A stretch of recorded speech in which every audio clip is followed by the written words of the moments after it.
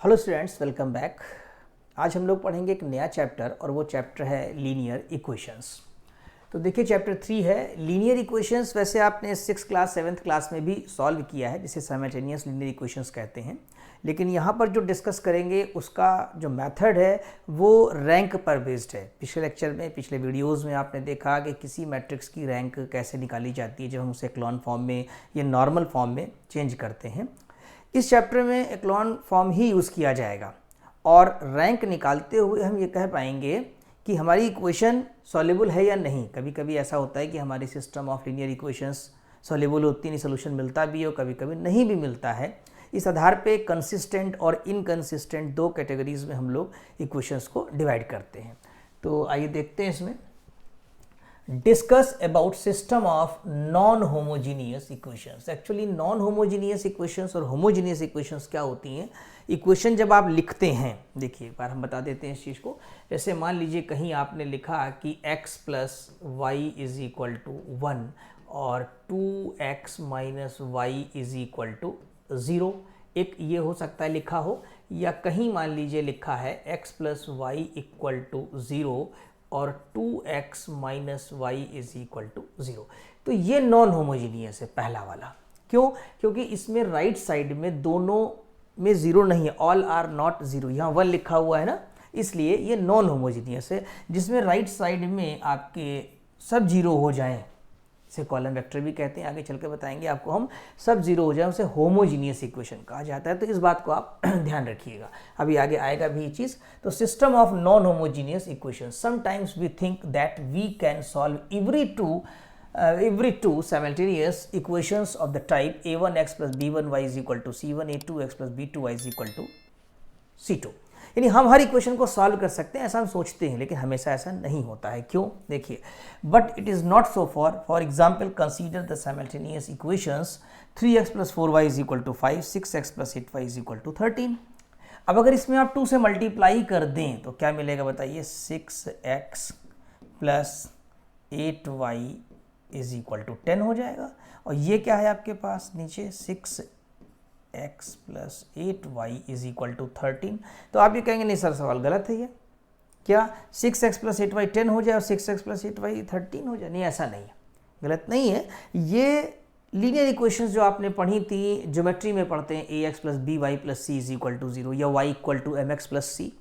अगर हम y equal to mx plus c से देखें ज्योमेट्रिकल इसका सेंस या ड्रॉ करें तो ये पैरेलल लाइंस हैं, क्योंकि इनका स्लोप जो है वो दोनों का सेम है। 8y कोफिशिएंट इसका भी, 8y इसका, y इक्वल टू mx होता है, तो 8 से डिवाइड करके स्लोप निकाल सकते हैं। एक्चुअली हो क्या रहा है इस केस में कि जब हमारे को सोल्यूशन नहीं मिलेगा, यानी इक्वेशन सॉल्वेबल नहीं है, तो इसका मतलब ये हुआ कि इक्वेशंस हमारी पैरेलल है। जब पैरेलल होगी तो कहीं कोई इंटरसेक्शन नहीं होगा इनका, तो इनका कोई सोल्यूशन ही नहीं मिलेगा, राइट। तो there is no set of values of X Y की कोई वैल्यू है ही नहीं which satisfies both these equations. Such equations are said to be inconsistent या नॉन सॉल्युबल। सॉल्युबल है ही नहीं, इनकंसिस्टेंट है। There is no set of values of X Y, या अगर 3 वेरिएबल की होंगी तो एक्स वाई जेड आ जाएगा। अभी तो हम 2 वेरिएबल का एग्जांपल बता रहे हैं आपको। तो ऐसे सिस्टम को हम कहते हैं इनकंसिस्टेंट। तो हर प्रॉब्लम में आपको ऐसे ज्योमेट्रिकल नहीं बनाना पड़ेगा। अभी जब आप मेथड सीखेंगे तो वहाँ पर डायरेक्टली रैंक के थ्रू डिटरमाइन कर पाएंगे कि सिस्टम हमारा इनकंसिस्टेंट है या कंसिस्टेंट। अब कंसिस्टेंट क्या होता है देख लेते हैं। कंसिस्टेंट में क्या है कि let us consider another example, जैसे 2x plus 3y is equal to 2, 6x plus 9y is equal to 6। अब एक बात इसमें और नोटिस करिए, इसमें अगर हम 3 से मल्टीप्लाई कर दें तो ये क्या इम्प्लाई करेगा? देखिए, ये आपका इम्प्लाई करेगा 6x plus 9y is equal to 6, और इसको कॉपी कर दीजिए तो लिखा है 6x plus 9y is equal to 6। ये तो दोनों एक ही इक्वेशन है, लिखी जरूर आपकी दो अलग अलग हैं, बट बोथ आर सेम। देखिए, यानी एक ही इक्वेशन है, तो ये कैसे सॉल्युबल होगी? हाँ, इसका भी सोल्यूशन होता है। इसमें क्या होता है कि जैसे आपने x को 0 कर लिया तो 9y इज इक्वल टू 6, तो x की एक वैल्यू 0 हो गई, एक वैल्यू y की आ गई, तो पेयर आएगा, x 0 y की कोई वैल्यू आ गई। या आपने x 1 ले लिया, 6 कैंसिल हो गया, y 0 आ गया, x आपने -1 ले लिया। तो इसका मतलब आप सोचेंगे कि क्या सर जो चाहे वैल्यू ले लें, कोई भी ले सकते हैं रियल नंबर आप, इसमें इनफाइनाइट सॉल्यूशंस आएंगे। कैसे इनफाइनाइट सॉल्यूशंस आएंगे?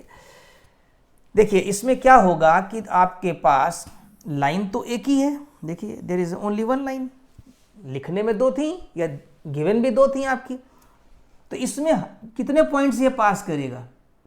ये अगर लाइन को देखा जाए, ये ए बी लाइन और ये इनफाइनाइट लेंथ की होती है, तो इसमें कितने पॉइंट हैं जिससे ये पास कर रही है? इनफाइनाइट पॉइंट से पास कर रही है। तो इसका हर पॉइंट जहां जहां से ये पास कर रही है इसका एक सोल्यूशन ही है। क्यों? वो हर पॉइंट इस इक्वेशन को ज्योमेट्रिकली सेटिस्फाई करेगा। यदि लेफ्ट में वैल्यू पुट करेंगे राइट 6 आ जाएगा आपके पास। तो इसके लिए करना कैसे चाहिए हमें एक x को c मान लेना चाहिए थोड़ी देर के लिए, या y को मान लेना चाहिए। देखिए these equations are not inconsistent, यानी ये इनकंसिस्टेंट या कंसिस्टेंट, पीछे भी आपने पढ़ा कि इनकंसिस्टेंट कोई सोल्यूशन नहीं, तो लिखा है कि नॉट इनकंसिस्टेंट, यानी इसका सोल्यूशन मिलेगा। Since there exist values of x and y which satisfy both these equations, दोनों को सेटिस्फाई करेगी। कहने को दो है ही क्योंकि दिया गया है आपको, ये तो हमने ऑब्जर्वेशन से बताया आपको। Taking y is equal to C, y की एक वैल्यू हमने मान ली, जैसे हमने कहा था आपसे 0 ले लीजिए, x की -1 लीजिए, या y की ले लीजिए 0, y की 1 लीजिए, तो एक एक करके तो लेंगे, बहुत वैल्यूज हो जाएंगी, तो एक जनरल ले लिया जाता है। हमने y की वैल्यू c ली, we have x is equal to this, अब c बदलते जाइए, x की वैल्यू बदलती जाएगी। तो since c is arbitrary, these equations have an infinite number of solutions, infinite number of solutions निकलेंगे, ठीक। Thus the above system of simultaneous equations is consistent, ये कैसा सिस्टम कहलाता है? कंसिस्टेंट। लेकिन हुआ क्या? But the solution is not unique, solution unique नहीं है, एक सोल्यूशन नहीं आ रहा है, ये तो कई जगह से पास कर रही है प्लेन पर, और जहां जहां से पास करेगी हर पॉइंट इसका सोल्यूशन बन जाएगा। तो हैविंग इनफाइनाइट सोल्यूशंस या नॉट यूनिक सोल्यूशन, दोनों बातें लिखी जाती हैं, ठीक है। नेक्स्ट अब आइए आप एक और एग्जांपल ले रहे हैं, x plus Y is equal to 4x minus Y, इसको ऐड कर देंगे, 2x is equal to 6, x की वैल्यू आ गई 3, y की आ गई 1। अब क्या हुआ इस केस में? इसमें तो एक ही सेट मिला, एक ही पेयर मिला आपको। Hence the above set of equations are consistent, consistent भी है एंड पॉजेस यूनिक सोल्यूशन। इसमें जो सोल्यूशन निकल रहा है वो कैसा निकल रहा है आपका? यूनिक निकल रहा है। इसमें क्या हो रहा होगा? इसमें अगर ज्योमेट्रिकली देखें आप तो जैसे ये 3 और 1 आ रहा है, तो कहीं लाइन ऐसे पास कर रही होगी आपकी इस तरीके से करके कि यहाँ पर इसका इंटरसेक्शन आ जा रहा होगा, यानी एक इंटरसेक्शन आएगा, जो कि आप स्टार्टिंग से पढ़ते हैं 6th 7th में जनरली ऐसी प्रॉब्लम्स आपने किया है जिसका यूनिक सोल्यूशन निकलता था 6th 7th में। फिर आगे बढ़े, फिर हो सकता है 12th क्लास में भी कंसिस्टेंट इनकंसिस्टेंट पढ़ा हो किसी और मेथड से, लेकिन यहाँ पर अब हम बताएंगे कैसे किसी प्रॉब्लम को आप एग्जामिन करेंगे कि कंसिस्टेंट होगा या इनकंसिस्टेंट होगा। और कंसिस्टेंट के भी दो पार्ट हैं, having infinite solutions and unique solutions, ठीक। तो देखिए यहाँ पर लिखा है कि किस तरीके से हम प्रॉब्लम को सॉल्व करेंगे। आई थिंक ये तो हमने आपको बता दिया कि कितने टाइप से हैं, कंसिस्टेंट हैं, इनकंसिस्टेंट। फिर आ रहा है next question, right matrix representation of equations. 12th class में जनरली सारे स्टूडेंट्स ने पढ़ा है, लेकिन फिर भी एक बार देख लीजिए। Matrix representation of the equations, linear simultaneous equations of many variables can be conveniently solved with the help of the matrices. As we have seen, such system of equations may or may not be consistent, and if consistent may have unique or infinite solution. अगर है भी consistent तो या तो unique solution आएगा या infinite solution आएगा, ठीक। लेट ये सिस्टम दिया है, be a system of m non homogeneous equations in n unknowns. यहाँ पर कितनी इक्वेशन है? नंबर ऑफ इक्वेशंस, ये देखिए b1 चल रहा है, b2 चल रहा है, तो bm जा रहा है, तो नंबर ऑफ इक्वेशंस तो m है। वेरिएबल कितने हैं? वेरिएबल n तक आ रहा है तो n है, तो वही लिखा है इसमें कि be a system of m non homogeneous, यानी सभी जीरो नहीं है, all bi not zero, all bi not zero, और i की वैल्यू आपकी जो है 1 2 से लेकर के m तक है, ठीक है। अच्छा देखिए, इफ वी राइट, और अननोन क्या है इसमें? x1 x2 xn, इनको निकालना। ये क्या होते हैं? ये कोफिशिएंट्स होते हैं। जो कोई इक्वेशन दी जाती है आपको तो उसके जैसे लिखा 2x, तो 2 आपका कोफिशिएंट हो गया, ठीक। इफ वी राइट, अब इसको हम कैसे लिखेंगे देखिए ध्यान से। इफ वी राइट a, यानी जो कोफिशिएंट मैट्रिक्स है, x इसमें हमारे पास जो वेरिएबल्स हैं, b जो राइट साइड में नंबर्स लिखे होंगे उनको लिख लेंगे। Where a is the matrix of order m cross n found by the coefficient of the n variables in the given m equations. Is called the coefficient matrix. ये coefficient matrix A हो जाएगी। कैसे लिखेंगे समझ में आ गया होगा आपको। Of the system of equations the matrix X, ये तो पहले हो गया coefficient matrix X, the matrix X of the order n cross n, इसमें n रो है और 1 कॉलम है, found by variables called the column vector, इसको कॉलम वेक्टर कहा जाता है। The matrix B which is column matrix of m cross 1, ये भी आपकी जो है ये m क्रॉस 1 की है, ठीक है, यहाँ पर m होना चाहिए, m cross 1 found by numbers on the RHS of the equation, जो RHS में नंबर्स होंगे उनसे फॉर्म किया जाएगा, ठीक। When b is 0, यानी वही बात हमने बताई थी, अगर b1 b2 b3 और bm सबके सब 0 हो जाए, all are 0, देन इसे क्या कहेंगे, when b is 0 matrix the system of equations is called the homogeneous otherwise non homogeneous, यानी जब सब के सब 0 हो जाएं b1 b2 bm तक तो ये कहलाएगी आपकी homogeneous, otherwise non homogeneous. The above equations can be written into the form of single matrix equation AX is equal to B, AX is equal to B के फॉर्म में इसको लिख सकते हैं। तो आइए देखते हैं next, what is augmented matrix. एक मैट्रिक्स है जिसकी हेल्प से रैंक निकालने के बाद हम डिटरमाइन कर पाएंगे कि सिस्टम हमारा कंसिस्टेंट है या इनकंसिस्टेंट है, उसे हम एग्यूमेंटेड मैट्रिक्स कहते हैं। एग्यूमेंटेड मैट्रिक्स होती क्या है, the matrix A B which is obtained by adding an additional column to matrix A of the numbers b1 b2 bm is called augmented matrix and is of the great significance। देखिए ये जो A B से notation लेते हैं, कुछ books में हमने देखा है कि ये a कोलन b भी लिखा जाता है, ठीक है, वैसे हमने a कॉमा b लिखा है, a कोलन b भी लिख सकते हैं कहीं आप।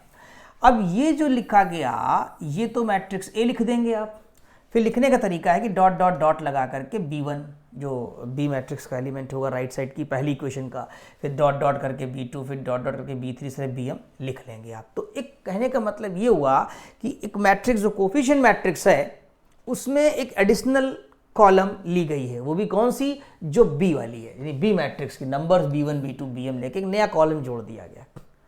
अब जब हम रैंक डिटरमाइन करेंगे तो उस समय a का भी रैंक और a b दोनों का रैंक एक साथ निकल आएगा, वो तो जब एग्जाम्पल करेंगे तब समझ में आएगा। To solve the given system of simultaneous equations, we reduce augmented matrix AB to echelon form। किस फॉर्म में चेंज करना होगा, echelon फॉर्म में। Performing row operations only, याद है आपको echelon फॉर्म में केवल रो ऑपरेशन ही अलाउड होते हैं। This determine the rank of A and AB, इसमें A का भी रैंक निकल आएगा और AB का भी निकल आएगा। क्यों, क्योंकि जब आप ऑपरेशन लगाएंगे तो यहां पर भी तो चेंज आएगा जैसे यहां चेंज आएगा। अगर हम इस कॉलम को थोड़ी देर के लिए छुपा लें, यानी इसको ना शो करें, केवल इतना ऑब्जर्वेशन करें, तो ए की रैंक पता लग जाएगी। और अगर पूरी मैट्रिक्स को देख लिया जाएगा ए और बी को इंक्लूड करते हुए, तो हमारी ए बी की रैंक निकल आएगी। तो इसी के अंदर दोनों रैंक निकलेंगी, but after transforming reducing it into the echelon form, ठीक। Operation only this determine the rank of A and A B, दोनों की रैंक निकल आएगी। And the relationship between the rank of A and AB determines the consistency of the equations, ये determine करेगा कि equation की consistency क्या है, यानी कंसिस्टेंट है या इनकंसिस्टेंट। रिमार्क में क्या लिखा था, E row transformations do not change the rank of matrix, यानी ई रो ऑपरेशन लगाने पर मैट्रिक्स की रैंक चेंज नहीं होती है। Therefore if AX is equal to B is changed into A1X equal to B1, क्योंकि A मैट्रिक्स ट्रांसफॉर्म हो जाएगी, उसकी जगह नई मैट्रिक्स A1 आ जाएगी कुछ डिफरेंट नंबर्स के साथ, B की जगह B1 आ जाएगी। Then the rank of A, यानी इसकी रैंक, ये जो A की रैंक रही होगी और जो A1 की आप निकालेंगे दोनों आपस में बराबर होंगे। A and A1 are equal and ranks of AB and A1 B1 are equal, इन दोनों की भी रैंक आपस में क्या हो जाएगी, इक्वल हो जाएगी। तो ये जब अभी आप करेंगे प्रॉब्लम तो समझ में आएगा। और अब देखिए right procedure of finding the solution of the equation, यहाँ पर हमें प्रोसीजर लिखना है कि किस तरीके से हम किसी प्रॉब्लम को स्टार्ट करेंगे, सॉल्व करेंगे। तो देखिए working rule for finding the solution of the equations, write the matrix equation of the given system of equation into the form of AX is equal to B, AX is equal to B के form में लिखेंगे। दूसरा, write augmented matrix, perform only E row operations to reduce into the echelon form, E row operation से echelon form में ले जाएंगे। Determine ranks of A and A plus B, दोनों की अलग अलग रैंक निकालेंगे, ठीक। The different cases will arise depending upon the number of equations, तीन बातें, नंबर ऑफ इक्वेशंस कितनी है क्वेश्चन में, उन इक्वेशंस में वेरिएबल कितने हैं, 2 बातें, and relationship between ranks of A and B. 3 बातों पर पूरा प्रॉब्लम डिपेंड करेगा। कितनी इक्वेशंस दी हैं, उन इक्वेशंस में कितने वेरिएबल हैं, और जब रैंक निकालेंगे तो रैंक ऑफ ए और रैंक ऑफ ए बी के बीच में रिलेशनशिप क्या है, ये सब ऑब्जर्व करना पड़ेगा। We will discuss these cases and illustrate with the help of the example. इन्हें डिस्कस करेंगे और एग्जाम्पल के थ्रू आपको सब समझाएंगे। तो नेक्स्ट में आइए, यहाँ केस 1 है। इस तरीके से आप 3 केसेस पढ़ेंगे, क्योंकि इनकंसिस्टेंट पहला केस है, यानी सिस्टम हमारा सॉल्युबल ही नहीं होगा, कोई सेट ऑफ सोल्यूशन नहीं मिलेगा। दूसरा और तीसरा केस जिसमें कि कंसिस्टेंट होगा, लेकिन कंसिस्टेंट होते हुए इनफाइनाइट सॉल्यूशंस, कंसिस्टेंट होते हुए यूनिक सॉल्यूशन, इस पर बात करेंगे। तो पहला केस है if rank of A less than rank of A B, यानी रैंक ऑफ ए कम हो जाए और रैंक ऑफ ए बी जो है ज़्यादा हो जाए तो हमारा सिस्टम कैसा होगा। In this case the equations A X is equal to B are inconsistent, solution नहीं मिलेगा। That is the given system will have no solution. इसको इस एग्जाम्पल से आप समझ सकते हैं। एग्जाम्पल्स बहुत आसान है, बस 1 से 2 बार वीडियो देखिए और उनकी राइटिंग भी करिए आप। Show that the equations are not consistent, दिखाना ही है इसमें। तो पहले the given system of equations is equivalent to the single matrix, matrix form में लिखिए। इसका कोफिशिएंट 1 1 1 है, देखिए रो में 1 1 1 3 1 -2 2 4 7 लिखा। फिर कॉलम मैट्रिक्स यानी वेक्टर वाली लिखी आपने क्या, x y z, और जो नंबर्स राइट साइड में है -3 -2 -7, ax is equal to B form में राइटिंग कर लिया। ठीक, उसके बाद क्या करते हैं, हमने बताया था एग्यूमेंटेड मैट्रिक्स ए बी लिखेंगे। The augmented matrix A B, पहले ए पूरा लिख देंगे। देखिए ये क्या लिखा है, ए डॉट डॉट करके कॉलम -3 -2 -7 इसमें एड ऑन कर देंगे। तो एक साथ 2 मैट्रिक्स चलेंगी, एक ओनली ए और पूरी पूरी ए बी, यानी एग्यूमेंटेड मैट्रिक्स यहाँ कवर की जाएगी। अब क्या करना है हमको, यहाँ पर जैसा कि वर्किंग रूल है कि हमें यहाँ पर इस पोजीशन का एलिमेंट जो कि 1 1 है, और 1 1 बनाना भी चाहिए हमको, ए 1 1 1, तो यहाँ 0 क्रिएट करेंगे और यहाँ पर 0 क्रिएट करेंगे, यानी 3 पर 0 आना चाहिए और इस 2 पर 0 आना चाहिए। ऑपरेशन लगाइए तो R2 चेंज बाई R2 -3 1, देख लीजिए एक बार फिर से। R2 चेंज होगा, R2 जो चेंज होगा आपका वो होगा R2 -3 R1, और R3 जो चेंज होगा वो आपका R3 -2 R1 होगा। ऐसे ऑपरेशन देखिए लिखे यहाँ पर, ये लिखा है R2। We shall reduce the augmented matrix AB to a clone form by applying E-row transformations only.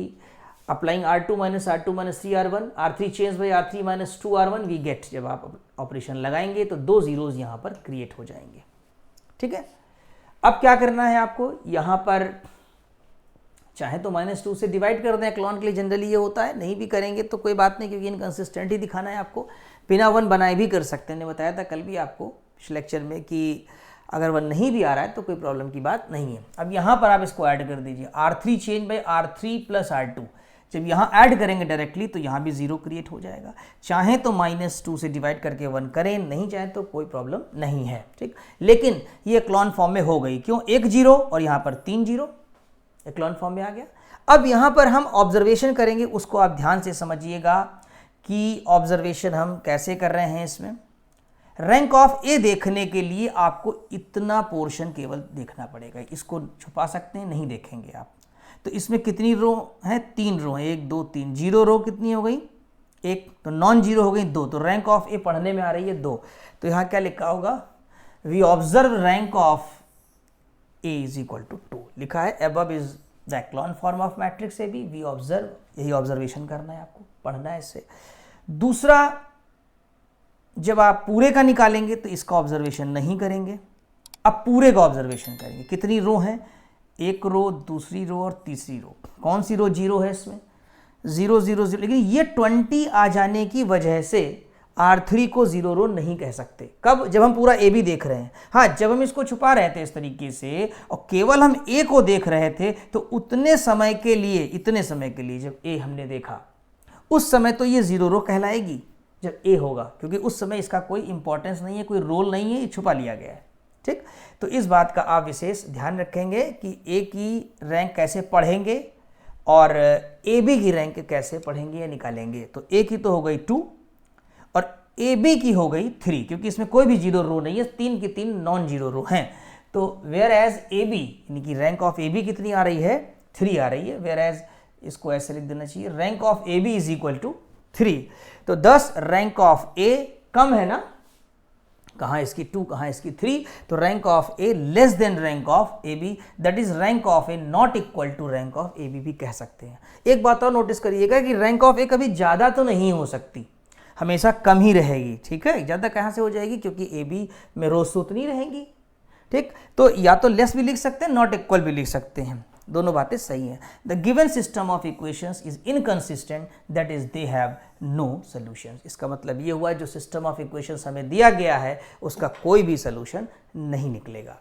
तो आई थिंक ये लेक्चर पूरा समझ में आ गया होगा। 2 बार वीडियो देखें, पहले तो ऐसे ही देख सकते हैं आप, लेकिन सेकंड टाइम जब वीडियो देख रहे हो तो पेन पेपर हाथ में रखिए और एक एक पॉइंट को लिखते चलें, पूरा आर्टिकल लिखें और एग्जाम्पल्स भी लिखें, तो बहुत अच्छी तरीके से समझ में आ जाएगा। Thank you so much.